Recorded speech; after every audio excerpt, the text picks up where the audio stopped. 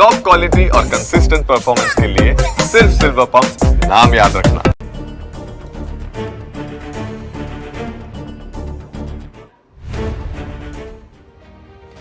नमस्कार, समाचारों સાથે હું છું જયેશ। સૌપ્રથમ વાત કરીશું અમદાવાદના રખિયાલની કે જ્યાં અસામાજિક તત્વોનો આતંક દિનબદિન વધી રહ્યો છે। તેને લઈને આખરે એ તમામ આરોપીઓને પકડીને એ જ ઘટના સ્થળ પર લઈ જવાયા કે જ્યાં તેમણે આ ઘટનાને અંજામ આપ્યો હતો। જ્યાં અહીં અસામાજિક તત્વોનો આતંક દિનબદિન વધી રહ્યો છે અને હવે તબક્કે રખિયાલની અંદર પોલીસે આરોપીઓને સાથે રાખીને ઘટનાનું રિકન્સ્ટ્રક્શન કર્યું હતું। એ પહેલાં જે તસવીરો બતાવી રહ્યા છીએ આપણે એ વખતે કે જ્યારે આ તમામ લોકોએ હુમલો કર્યો હતો અને ત્યારબાદ સમગ્ર મામલે એક સગીર સહિત 7 આરોપીઓની સકંજામાં લેવાયા છે અને 6 આરોપીઓને સાથે રાખીને ઘટના સ્થળ પર આ તમામ 6 આરોપીઓને લઈ જવામાં આવ્યા અને પોલીસે ઘટનાનું પંચનામું કર્યું। અંગત અદાવતમાં આ આરોપીઓએ હિંસક હુમલો કર્યો હતો। અજીત મિલ 4 રસ્તા પાસે અજીત રેસિડેન્સીની આ ઘટના છે કે જ્યાં તલવાર સહિતના ઘાતક હથિયારો સાથે આ ટોળું ધસી આવ્યું હતું અને આરોપીઓ સામે હવે રાયોટિંગ સહિતની કલમો હેઠળ ગુનો દાખલ કરવામાં આવ્યો છે। તો જૂની અદાવતમાં હુમલો કરાયો હોવાનો ખુલાસો થયો છે, જ્યાં અજીત રેસિડેન્સી ખાતે રહેતા સલમાન ખાન પઠાણને સુંદરનગરમાં પણ મકાન છે।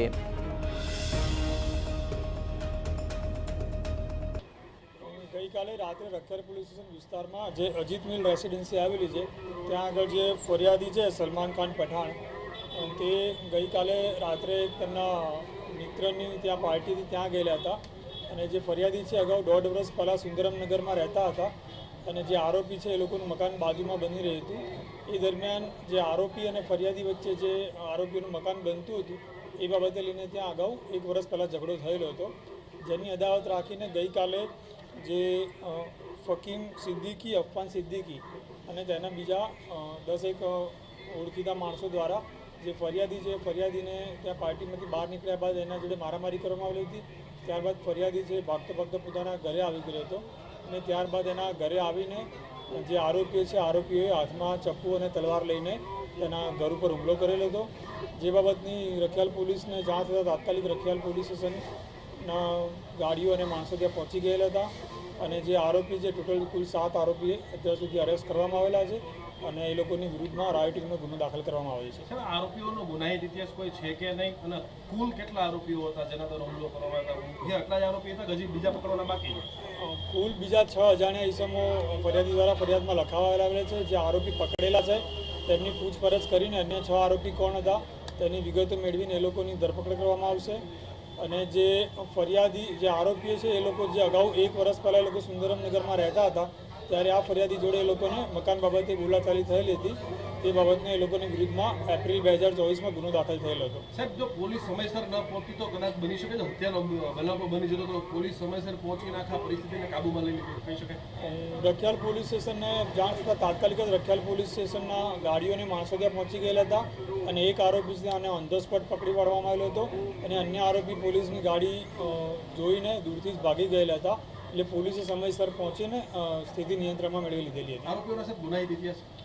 આરોપીઓના અગાઉ 1 વર્ષ પહેલાં એમની વિરુદ્ધમાં એક મારામારીનો ગુનો નોંધાયેલો છે અને એ સિવાય અન્ય કોઈ પોલીસ સ્ટેશનમાં કે અન્ય કોઈ વિસ્તારમાં એમની વિરુદ્ધમાં ગુના છે કે કેમ તેની તપાસ ચાલુ છે। આગળની તપાસ આપણે કઈ દિશામાં કેવા પ્રકારની ફરી વખત બનાવ ન બને એ માટે કરીશું। અગાઉ જે પણ આરોપી છે આરોપીનું જે સુંદરમનગરમાં મકાન છે, મકાન લીગલ છે કે ઇલીગલ છે તે ચેક કરવામાં આવશે અને જો ઇલીગલ હશે તો કોર્પોરેશન જોડે રહીને અમે કાર્યવાહી કરવામાં આવશે અને એ સિવાય જે આરોપીના અન્ય કોઈ ગુનાહિત ઇતિહાસ હશે તો તેની વિરુદ્ધમાં પાસા કે તડીપારવા જેવી કાર્યવાહી પણ કરવામાં આવશે।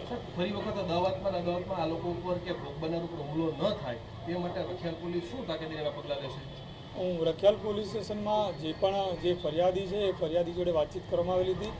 જે છેલ્લા એ લોકોને 1 વર્ષ અગાઉ ઝઘડો થયેલો હતો, ત્યારબાદ છેલ્લા 1 વર્ષમાં ક્યારેય પણ એ લોકો વચ્ચે કોઈ ઝઘડો, મારામારી કે એ લોકોની અરજી કેવું આવેલ નથી અને આવી કોઈપણ ઘટનાની પોલીસ સ્ટેશનમાં કોઈ પણ અરજી કે ઘટના થશે તો તાત્કાલિક જ એ લોકોની વિરુદ્ધમાં એક્શન લેવામાં આવશે અને ફરીથી આવી કોઈ ઘટના ના બને તે બાબતે પૂરેપૂરી કાર્યવાહી કરવામાં આવશે। કઈ કલમો હેઠળ ગુનો દાખલ કરાયો છે એમની કાર્યવાહી થઈ શકે? જે આરોપીઓ છે આરોપી વિરુદ્ધમાં રાયોટિંગ વિથ જે એને ઇન્જરી થઈ છે ઇન્જરીના આધારે ગુનો દાખલ કરવામાં આવેલો છે। પોઈન્ટ રાખવામાં આવશે થોડા દિવસો